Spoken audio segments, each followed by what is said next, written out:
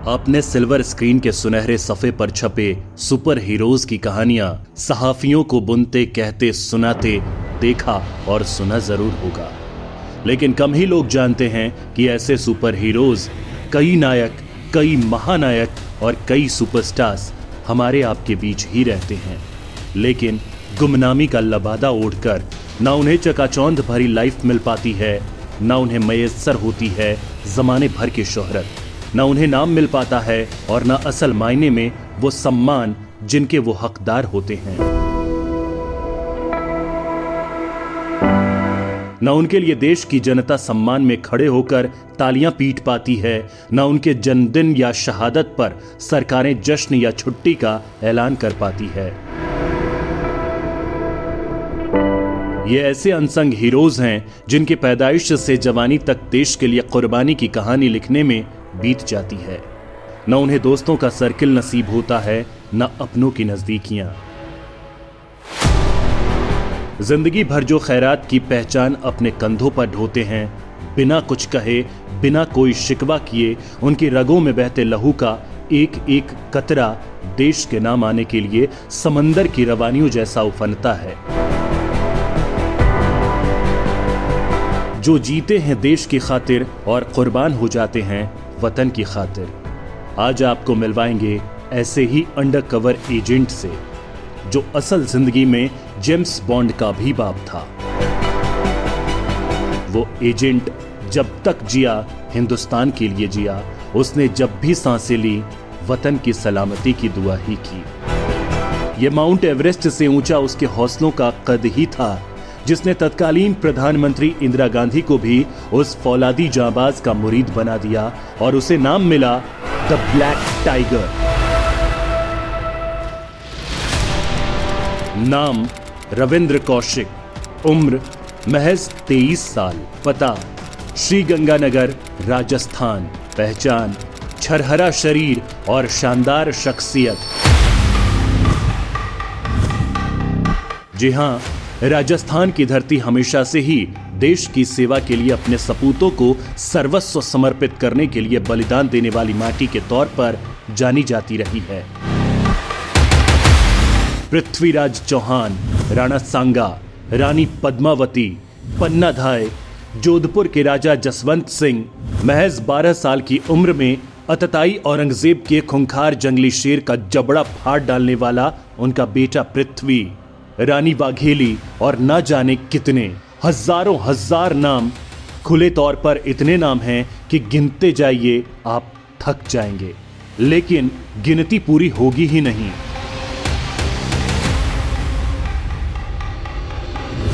देश की सेवा करने के लिए हिंदुस्तानी सेना में राजस्थान की माटी की कुर्बानी सबसे ऊपर लिखी जाती है और ये मुकाम हासिल हुआ है उस अमर बलिदान की कीमत चुकाकर आम इंसान जिसकी कल्पना तक करने की हिम्मत नहीं जुटा पाता।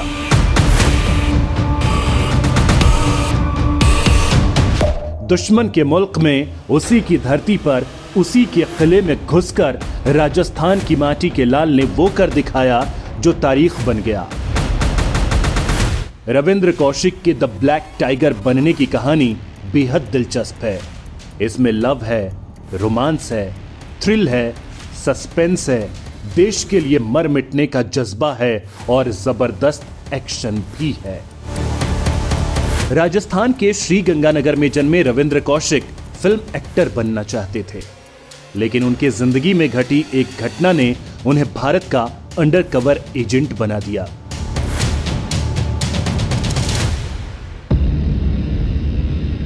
दरअसल दुनिया भर के तमाम देश अपने दुश्मनों पर नजर रखने और अपने खिलाफ बनने जा रहे दुश्मन देशों के प्लान्स को एग्जीक्यूट होने से पहले ही न्यूट्रलाइज करने के लिए खुफिया एजेंसियों को लगाते हैं। दुनिया भर में काम कर रही तमाम देशों की 10 महा एजेंसियों की लिस्ट में भारत की खुफिया एजेंसी रॉ यानी रिसर्च एंड एनालिसिस विंग और आईबी यानी इंटेलिजेंस ब्यूरो का भी डंका बजता है। बेहद शांत तरीके से बड़ा मिशन सफलतापूर्वक अंजाम देना ही रॉ की खूबी है। सुरक्षा कारणों से ये एजेंसियां बेहद पोशीदा रहती हैं। इन दोनों एजेंसियों ने भारत के खिलाफ सिर उठाने वाली कई आतंकी गतिविधियों को नाकाम किया है। पाकिस्तान की खुफिया एजेंसी आईएसआई, पाकिस्तान की खुफिया एजेंसी आईएसआई यानी इंटर सर्विसेज इंटेलिजेंस को भी दुनिया की तेज तर्रार खुफिया एजेंसियों में शुमार किया जाता है। अमेरिकी खुफिया एजेंसी CIA, अमेरिका की खुफिया एजेंसी CIA यानी सेंट्रल इंटेलिजेंस एजेंसी अमेरिका ही नहीं, दुनिया में सबसे ज्यादा सक्षम और ताकतवर मानी जाती है। खुफिया एजेंसी मोसाद, इजराइल की खुफिया एजेंसी मोसाद को दुनिया की सबसे बेहतरीन और खतरनाक खुफिया एजेंसियों में गिना जाता है। मोसाद का मतलब मौत माना जाता है। कहा जाता है कि एक बार जो मोसाद की निगाह में चढ़ गया उसका बचना मुश्किल है। मोसाद के खूंखार एजेंट उसे दुनिया के किसी भी कोने से ढूंढ निकालने का दम रखते हैं। चीन की खुफिया एजेंसी MSS, चीन की खुफिया एजेंसी MSS यानी मिनिस्ट्री ऑफ स्टेट सिक्योरिटी सबसे बड़ी खुफिया एजेंसी है। तमाम दूसरे देशों की खुफिया एजेंसियों की तरह MSS भी काम करती है, लेकिन यह देश को राजनीतिक रूप से सुरक्षित रखने के लिए भी काम करती है। रविंद्र कौशिक के भविष्य में भी ऐसी ही खुफिया एजेंसी में काम करना पहले से तय था।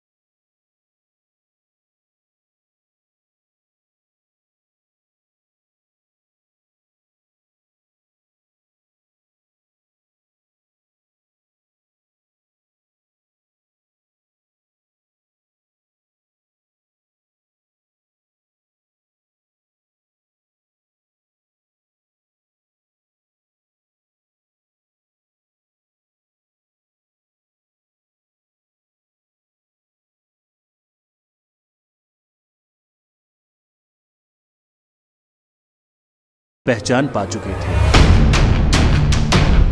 पाकिस्तान जाने से पहले दिल्ली में ट्रेनिंग के दौरान बिताए 2 सालों ने रविंद्र को पूरी तरह से बदल दिया था। हिंदुस्तानी होने के नाते रविंद्र को पाकिस्तान भेजना, वो भी जासूसी के लिए, बेहद खतरनाक था। लिहाजा किसी तरह की चूक की गुंजाइश थी ही नहीं।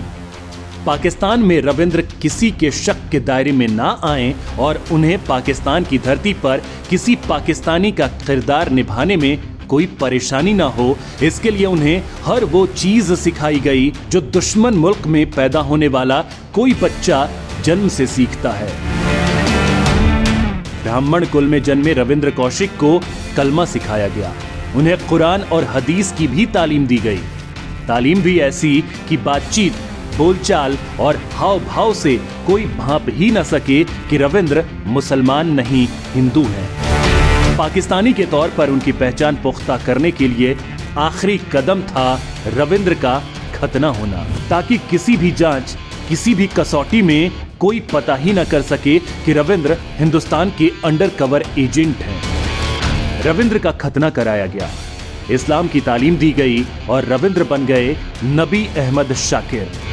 अब रविंद्र हिंदू नहीं, मुसलमान हो चुके थे। उनके तन पर जनेऊ नहीं, सिर पर गोल टोपी आ गई थी। नबी अहमद शाकिर की पहचान पाने के बाद रविंद्र कौशिक की हर वो निशानी मिटा दी गई जो उन्हें हिंदुस्तानी साबित कर सकती थी। इस जांबाज ने देश की खातिर अपने घर वालों, दोस्तों, नाते रिश्तेदारों, हर उस शख्स से, हर उस पहचान से, हिंदुस्तान से दामन छुड़ा लिया जो पाकिस्तान की धरती पर उनके मिशन की राहों में रोड़ा बनकर आगे आ सकता था। ऐसा नहीं कि हिंदुस्तान में रविंद्र का हर जुड़ाव उनकी राह का रोड़ा था। रविंद्र के गांव में बोली जाने वाली पंजाबी मिक्स बोली ने रविंद्र का काम आसान कर दिया था। रविंद्र को ट्रेनिंग के बाद 23 साल की उम्र में पाकिस्तान भेज दिया गया। रविंद्र के जवान कंधों पर देश की उम्मीदों का पहाड़ था। न कोई संपर्क, न कोई सहारा, न कोई सूत्र, न सूत्र का कोई आसरा। पाकिस्तान पहुंचने के बाद जल्द ही उन्होंने वहां की आबो हवा को खुद में बसा लिया। रविंद्र ने जल्द ही पाकिस्तान की नागरिकता ले ली। किसी को उनके हिंदुस्तानी होने की भनक नहीं लगी और उन्होंने पाकिस्तान की एक यूनिवर्सिटी में लॉ में एडमिशन ले लिया। बेहद शार्प माइंड रविंद्र ने लॉ से ग्रेजुएशन पूरा भी किया। इस दौरान वो पाकिस्तान में जरूरी मालूमात हासिल करते रहे। पाकिस्तान अब उनके लिए अनजान मुल्क नहीं रह गया। वो पाकिस्तान की नाक के नीचे रहकर भी एजेंट के तौर पर अंडर कवर रहे। न कोई उन्हें पहचान सका, न ही किसी को उन पर रत्ती भर शक ही हुआ। दिन बीतते रहे और रविंद्र अपने मिशन पर लगातार लगे रहे। इस दौरान उन्होंने पाकिस्तान में अपना नेटवर्क भी मजबूत कर लिया। पाकिस्तान में रविंद्र पूरी तरह सेट हो चुके थे। इधर पढ़ाई खत्म हुई, उधर रविंद्र ने पाकिस्तान की सेना में एंट्री के मकसद से सेना ज्वाइन कर ली। बेहद तेज, शातिर और प्रोफेशनल पाकिस्तान आर्मी को भनक तक नहीं लगी कि उनकी नाक के नीचे ही हिंदुस्तान का जांबाज शेर उनकी मांद में एंट्री कर चुका है। रविंद्र कौशिक ने पाकिस्तानी सेना में भर्ती भी पाई और प्रमोट होकर वो मेजर की रैंक तक पहुंच भी गए। इस दौरान उन्होंने पाकिस्तान की बेहद अहम कई खुफिया जानकारियां हिंदुस्तान तक पहुंचाई। उन्होंने पाकिस्तान में रहने के दौरान एक आर्मी अफसर की लड़की अमानत से शादी भी कर ली। वक्त बीता और रविंद्र एक बेटी के पिता भी बन गए। बेहद मंझे हुए कलाकार की तरह काम करते हुए रविंद्र कौशिक ने 1979 से लेकर 1983 तक पाकिस्तानी सेना में काम किया। उन्होंने इस दौरान पाकिस्तानी आर्मी और सरकार से जुड़ी कई बेहद अहम जानकारियां भारत को उपलब्ध करवाईं। इन्हीं खुफिया इनपुट्स की मदद से हिंदुस्तान सरकार ने भारत के खिलाफ रची गई कई आतंकी साजिशों को नाकाम कर दिया। अंडरकवर रविंद्र अपने किरदार को इस सलीके से निभा रहे थे कि दशकों पाकिस्तानी मास्टरमाइंड्स के बीच रहने के बाद भी किसी को भनक तक नहीं लगी कि वो दरअसल भारत के जासूस हैं। रविंद्र के दिए इनपुट्स की मदद से भारत सरकार ने न सिर्फ कई आतंकवादी गतिविधियों को रोका, बल्कि पाकिस्तान के कई खतरनाक मंसूबों को भी नाकामयाब कर दिया।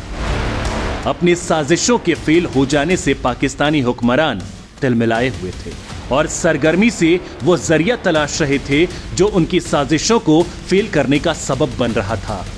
लेकिन उन्हें भनक तक नहीं लग पाई थी कि जिसे वो हर जगह खोज रहे थे वो उन्हीं की आर्मी का बड़ा अफसर बन चुका था। रविंद्र के लिए ये कहा जाता था कि उनका काम ऐसा है कि दाएं हाथ को पता नहीं होता था कि बाएं हाथ से क्या कांड कर दिया। बाद में रॉ ने अंडरकवर एजेंट रविंद्र कौशिक के काम से प्रभावित होकर इन्हें ब्लैक टाइगर के खिताब से नवाजा। कहते हैं कि यह नाम उन्हें भारत की तत्कालीन प्रधानमंत्री इंदिरा गांधी ने दिया था। आयरन लेडी के नाम से दुनिया में विख्यात इंदिरा गांधी रविंद्र कौशिक के काम से बेहद प्रभावित थी। अब होने वाली थी अनहोनी। आने वाला था वो लम्हा जिसकी नहीं थी किसी को खबर।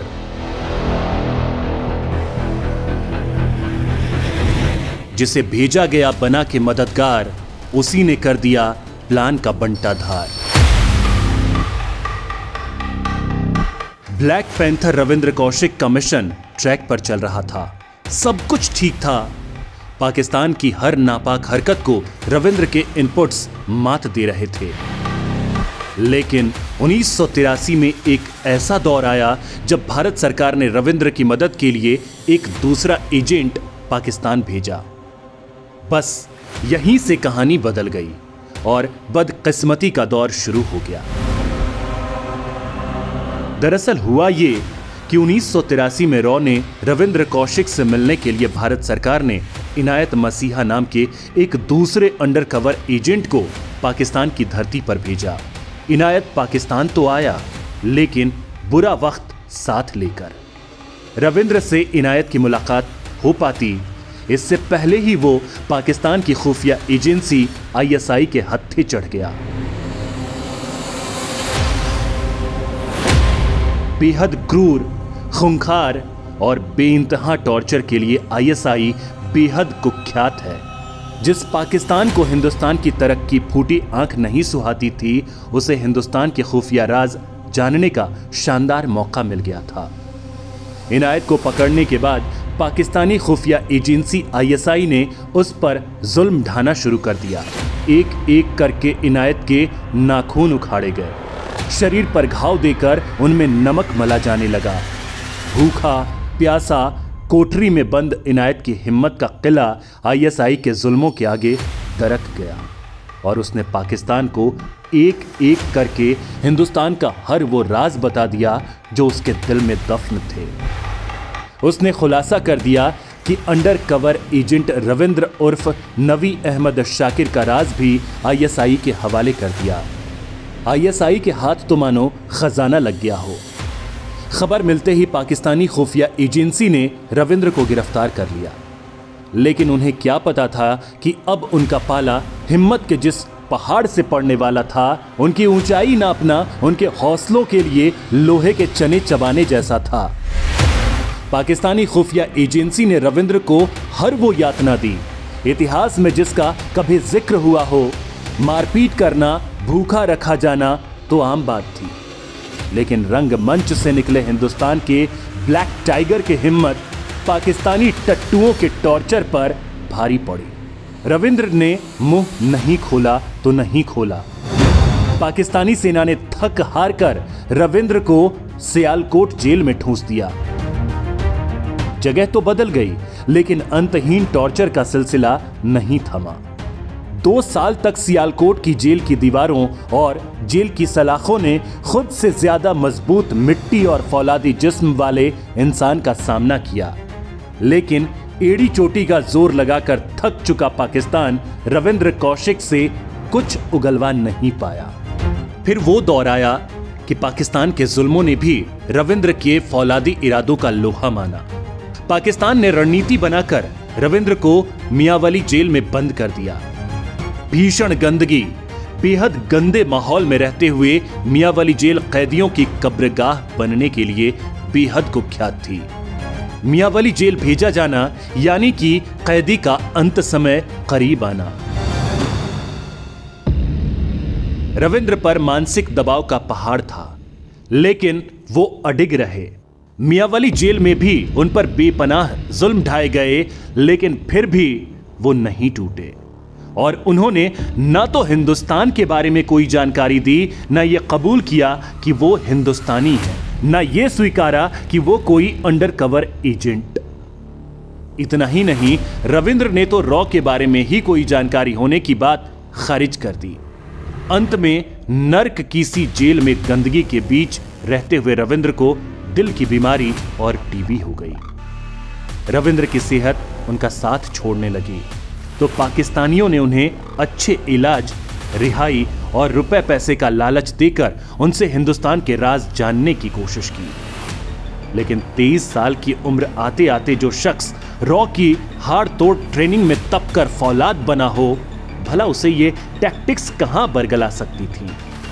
रविंद्र जानते थे कि पाकिस्तानियों की बात अगर उन्होंने मानी तो यही उनकी सबसे बड़ी भूल होगी, क्योंकि पाकिस्तान की कथनी और करनी कभी एक रही ही नहीं। दोस्ती का हाथ बढ़ाकर आस्तीन में छिपा खंजर सामने वाले के कलेजे के पार कर देना इन मौका परस्तों की फितरत रही है। लिहाजा रविंद्र टस से मस नहीं हुए।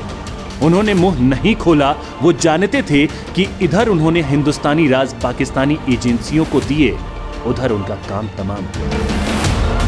रविंद्र ने मियांवाली जेल तोड़कर फरार होने की भी कोशिश की, लेकिन बिना किसी की मदद के यह मुमकिन हो नहीं पाया। वो जेल से आजाद नहीं हो सके, भारत से भी उन्हें किसी तरह की मदद नहीं मिली। अंत में 1985 में रविंद्र के लिए पाकिस्तान में सजाए मौत का ऐलान कर दिया गया।